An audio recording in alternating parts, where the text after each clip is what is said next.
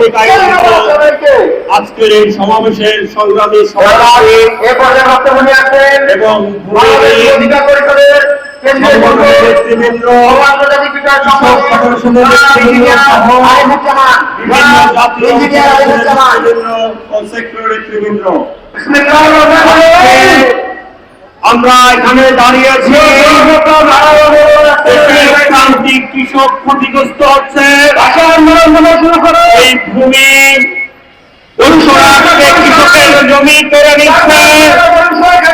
তারা কৃষককে মেরে ফেলার জন্য ষড়যন্ত্র করছে, তাদের সম্পদ দখল করছে। অপরদিকে জলবায়ুর কারণে অনাবৃষ্টি হচ্ছে, অতি খরা হচ্ছে এবং কৃষকের যে ফসল তার খরচ বৃদ্ধি হওয়ার ফলে কৃষক ক্ষতিগ্রস্ত হচ্ছে।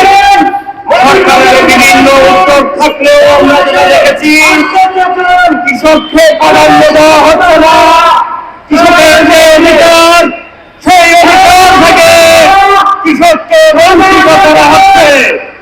কৃষক যদি না বাঁচে, এদেশে আমরা কেউই বাঁচব না। কৃষকের যদি উৎপাদন কমে যায়, তাহলে দেশে মানুষ না খেয়ে মারা যাবে।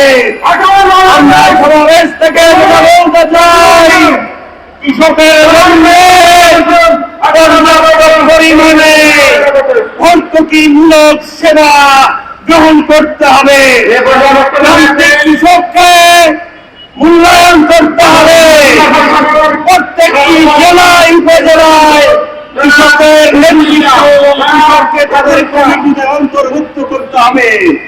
যাদের থাকেন তাদেরকে বিভিন্ন কমিটিতে দেওয়া হয়েছে, কিন্তু আমার কৃষককে কথা বলার যে সুযোগ, সেই সুযোগ থেকে বঞ্চিত করা হচ্ছে। কৃষক জানে তার জন্য কি করতে হবে, কৃষকের জন্য কি ধরনের ব্যবস্থা নিতে হবে। তাই বলতে চাই, বাংলাদেশের সকল পর্যায়ে স্থানীয় সরকারের যে কোনো উদ্যোগে কৃষকের অন্তর্ভুক্তি রাখতে হবে। একই সাথে আমরা বলতে চাই, এই বাংলাদেশের যে শিল্প বিপ্লব দেখেছি, সেই শিল্প বিপ্লবের কারণে আমার দেশের জমি নষ্ট হচ্ছে, পানি নষ্ট হচ্ছে, বায়ু নষ্ট হচ্ছে।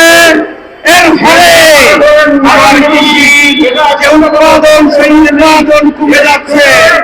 উৎপাদন কমে যাওয়ার ফলে কৃষকের উৎপাদন যে খরচ, সেই খরচ বৃদ্ধি পাচ্ছে।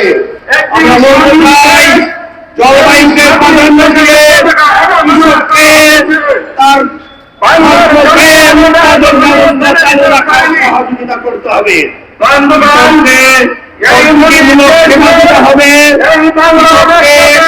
স্বাস্থ্য এবং কৃষকের তার ব্যবস্থা করতে হবে। আমরা দেখছি, জলবায়ুর কারণে তিনি ক্ষতিগ্রস্ত হচ্ছে।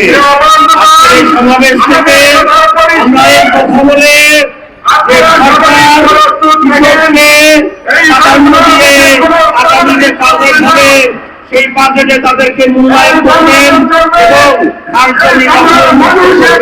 এই আশাবাদ ব্যক্ত করে আমি আমার বক্তব্য শেষ করছি।